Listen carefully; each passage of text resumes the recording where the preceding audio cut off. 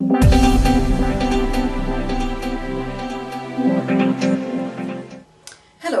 I'm Alexandra Sleator, Career Accelerator.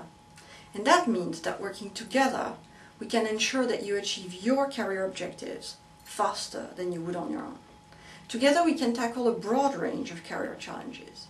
For instance, of course, we can help you with career progression and devise, among other things, a strategy to ensure that you win that promotion that you richly deserve. But we can also work to repackage your skills so that you can make a bid for an altogether quite different role, if that's what you would like. We can support you in your career in the here and now by helping you polish, refine core skills around, for instance, communication, conflict management, presenting with confidence, motivating your team, and leadership presence, just to name a few. And last, but by no means least, we can help you around career transition. For example, we can help you to make a quick and successful return to the workforce if you've been on a career break. Or we can help you redefine success and embark on a completely new career that will be more fulfilling. The point is that no matter what your challenge, working together will ensure that you achieve your career aspirations in a time and cost-efficient way. So hello and welcome to this last tutorial in my series dedicated to those of you who've been in a process of job search for these few months at the beginning of 2013. We talked about CVs, we talked about cover letters, and we talked about interviews, mostly from the point of view of the body language, but I also mentioned that there are information around interviewing skills techniques that involve more the verbal aspect of interviews. And what I've done is I've pulled all this content all together under one heading, and you can find all of these tutorials by going to the URL that is now appearing on your screen. So I hope that will be of use to you to have all this material in one place. And so in this last offering around the job search, let us look together at what happens when you have a new role, the first few days in a new job. And that new job could be clearly a role in a new employer, but also changing jobs within an existing employer. I want to be very frank that what I'm going to share with you is part of a broader program, so I'm not able to share everything with you given that I have to keep this tutorial to a reasonable length. But what I've tried to do is pick out the nuggets, and I hope that the 5 tips I'm about to share with you will offer food for thought. So let's go. And tip number 1. Tip number 1 is letting go. Letting go of the past and letting go of what even may have been key to your success in the past. That may sound odd, but indeed one of the main risks around crashing and burning down in flames in a new role is simply to be doing the same as what you used to do. And the past is not always a good predictor of the future, and indeed there is a real risk in not realizing that your environment has changed. You could land yourself in a heap of trouble. So let me alert you to 2 traps. The first one is what I call the blindness trap, which is simply not realizing that things are different. After all, you used to work, for example, in a pharmaceutical company, and now you're working again for a pharmaceutical company. Or you were working in a bank, and you're again in a bank. So it feels like things have only changed on the surface, and that you may not need to adapt. But in fact, we all know that different firms have different cultures, irrespective of the fact that they may be in the same industry. They will have different kinds of people that will have different ways of getting things done. And even if you are within the same employer and have just moved division, different groups within a company will have different habits. So the blindness trap is one where you fail to see that you need to adjust. So take the time to assess your surroundings. And then avoid the second trap as well, which is the success trap. The success trap is where you understand that things are different, but you don't adapt enough. And you want to rely on your success strategies that worked at employer ABC, for example, and just reproduce that at employer X, Y, and Z. And indeed, that may not be appropriate, it may not work with the culture, it may not work with the systems, the IT infrastructure of that company. And so you will be very quickly knocking your hand against the wall. And in the process, you will probably make at least a poor impression, if not an altogether bad one. So take the time to assess your surrounding. Take a little bit of a step back and consider what strengths, what skills, what capabilities you have that make sense in this new context. And it is possible that some that did in the previous environment no longer do in the new surroundings, and that's the letting go part.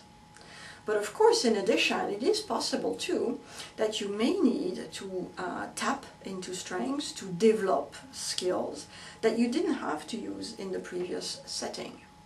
So be a little bit imaginative. That leads me actually into step 2. If you need to adapt to your new environment, then it begs the question of how you go about doing that. And that's also the same as asking, what do I need to learn? Now, there may be a lot of things to learn.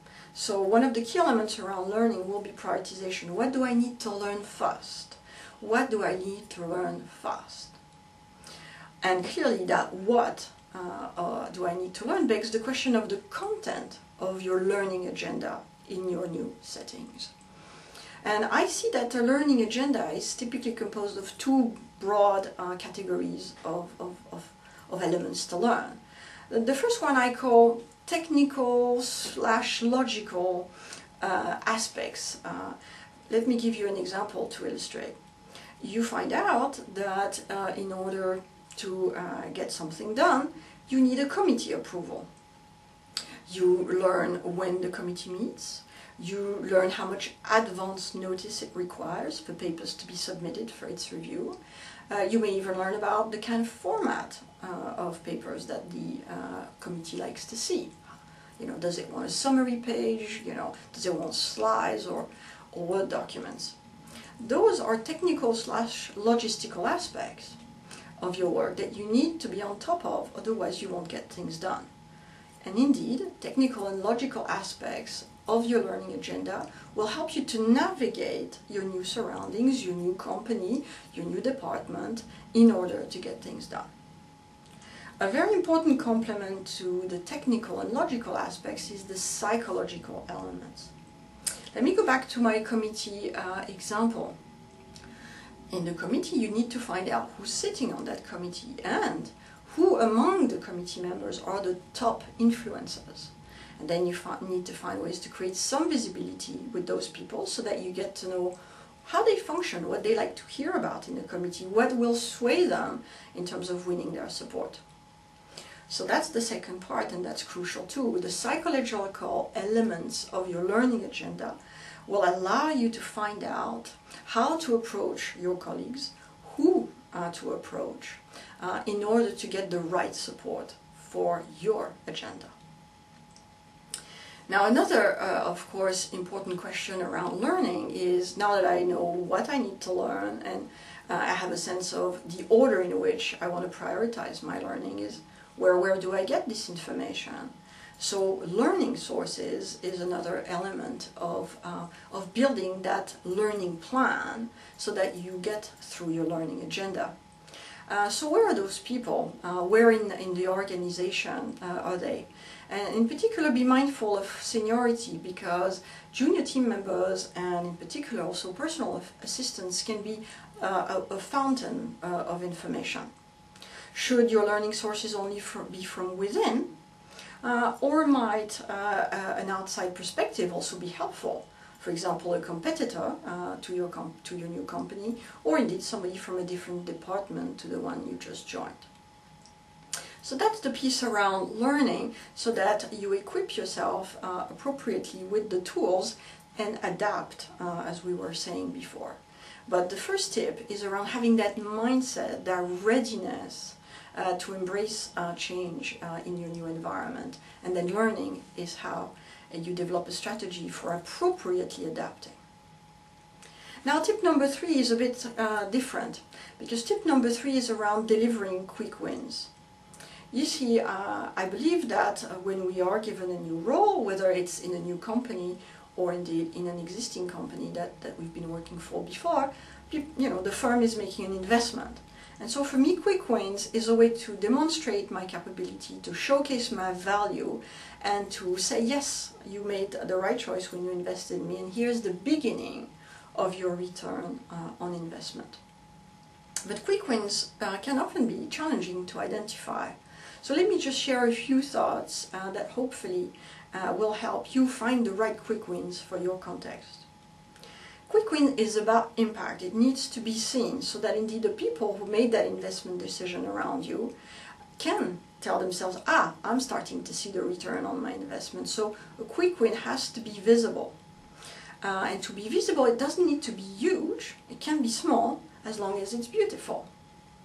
So therefore, because it can be small, the thinking around identifying a quick win is more of a tactical nature rather than really a big strategic piece of work. Quick wins can be more quantitative, for example, cost reduction, something around improving efficiency, or more qualitative, something around reorganization, around modifying a process. So again, small can be beautiful, but it needs to be visible, noticeable, because impact is what you're after here. And in that sense, impact also has to do with how hard the quick win is. Pick something that is not too hard, otherwise it may not be so quick to come about. And if you pick something that's too easy, it will dilute your impact. So I hope that these thoughts help you identify your quick wins that enable you to showcase your value and demonstrate that it was a good idea to bring you into that new role. Now, tips 4 and 5 concern the psychological elements that I was talking to you about earlier, around meeting people and getting to know who is important in your new environment and who you need to be visible with in order to get the support for your strategy. So the first element there is an encouragement to prioritize meeting people in the first days on your job. It would be really tempting to sometimes sit at one's desk and read masses of paper, but in fact it's important really to get out there. And in getting out there, the first port of call is your own team. And that's what tip number 4 is about. Assess your team. Whether you're joining the team as just a team member, or you are a manager taking on a new team, assessing your team is fundamental, although clearly the manager will have more activities in that space. For both manager and team member, assessing their team enables them to understand the qualities, the strengths, the capabilities of colleagues, and for the team member to identify partners where they share affinities and can collaborate, or indeed others who have complementary skills and will also be nice to cooperate with and to enlist support. For the team manager, learning about skills and capabilities is about appropriately allocating work, it's about appropriately delegating. And if there is a resource angle, then it's about figuring out what new skills need to be brought into the team, or indeed where culling might be needed, and where upskilling might make sense, what kind of training could be required. It's also about assessing morale, engagement for the team manager, in addition to, of course, what the team is capable of and what you can reasonably ask of it. Different teams do different things. And again, that's part of that letting go. Don't expect your new team to be exactly the same as your old team. So in a way, you need to integrate yourself with your team, and I encourage you to talk to colleagues far and wide, have a diversity of viewpoints that you gather, because that means that you will find out the truth of the team, its current situation, its capabilities, its effectiveness, and indeed its level of morale. So for the manager, my last words on that theme is to be visible and accessible.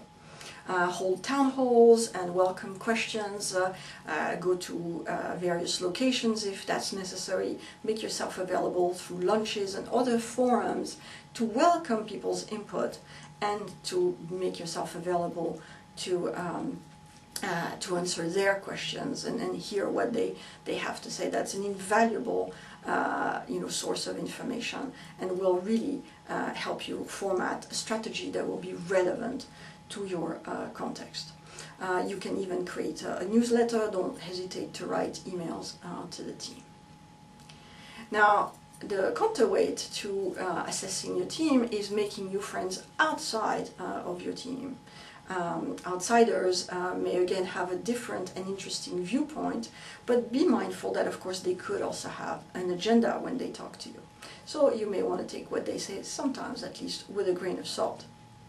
Now, even in a medium-sized company, deciding who to meet, in what order, in what context, can easily become a headache. So there, the place to start is, of course, your line manager. Ask them who they recommend you meet. And then as you go and meet those folks that the line manager recommended, ask these people who they recommend you meet. And of course, ask your team members who they think you should meet. And as you progress through that web of people, create for yourself a stakeholder map, a roadmap to success for yourself of those psychological elements that will ensure that you know how to get things done because you know the right people, you know who you need the support from, you know who you need to work with, you know who you need to work for, you will know different people that you need to bear in mind in different ways. So your stakeholder map is your roadmap to success on the human side of things. When you go and meet those people, the question is, how do you engage with them and where do you engage? In terms of how to engage, I suggest to you that you ask open questions. Some of my clients like to have a list of 5 key questions that they always ask. They find that it gives structure, enables them to stay on track. So questions around what are your top priorities for the year, or the rest of the year if it was today. What are your core challenges that you're facing today? Where do you see the core area of collaborations between our two teams? So open questions that really let the person talk to you about what matters to them, and try not to pitch and tell too much about yourself. Otherwise you will go away from this meeting not having learned very much. In terms of how to meet, of course, one-on-ones are good. They allow you to gain a depth of intelligence, but if you have to do everything on a one-on-one basis, it will take you a long time. So consider, for some situations, collective gatherings. For example, workshops that allow you to brainstorm. And one of my personal favorites was trying to attend other teams' meetings, because then I could introduce myself, but then I could listen to their agenda, and that gave me a sense of their preoccupations, their challenges, possible ways that we could collaborate, but also it gave me an insight into who was who in that team. When it comes to meeting one-on-one, the last word I'd say about that is, of course, you can meet in their office or yours if you have one, but consider also more informal settings like having lunch and coffee, because people will be more relaxed and they might share more in these indeed more informal surroundings. So there you have it, 5 tips about how to approach your first days in a new job, that mindset of letting go and avoiding the traps of both blindness and past success, that readiness to learn, to have a learning agenda and to work out a learning plan that contains both technical, logical elements and psychological aspects of your surroundings, and identifying learning sources to gain that information. The 3rd tip around quick wins to showcase your value and demonstrate that the investment in you was a good idea. And last but not least, tips 4 and 5 around who to meet, assessing your team on the one hand, and making new friends outside of your team as well. So is that a little bit what you have done when you have changed jobs? Are there other tips that you'd like to share with everyone? And if so, please do comment below this video and share your stories and your experiences. And if you think some of the things I shared are not clear or you want to challenge them, by all means, feel free to do that. If you'd like to chat to me directly about making a success and an impact in a new job, feel free to write to me, and my email address is appearing as always on the screen. So thank you for watching, and I hope again that this series on job search and now what to do when you've landed that job that you worked so hard to get will have been helpful. In the coming 2 months I will focus on LinkedIn and what is a good presence on LinkedIn. So there is a little bit of a theme there around building presence, and it is a bit linked to the resume piece that we had earlier in this series. But LinkedIn is its own unique animal, and so hopefully some tips there about how to use LinkedIn for your benefit and to create that professional presence and be visible in a broader setting than just your company. So I look forward to talking to you about that, and until then, take very good care, enjoy the good weather. We have some sunshine here in London. I hope you have sunshine wherever you are, and again, take very good care. Thank you for watching. Bye bye.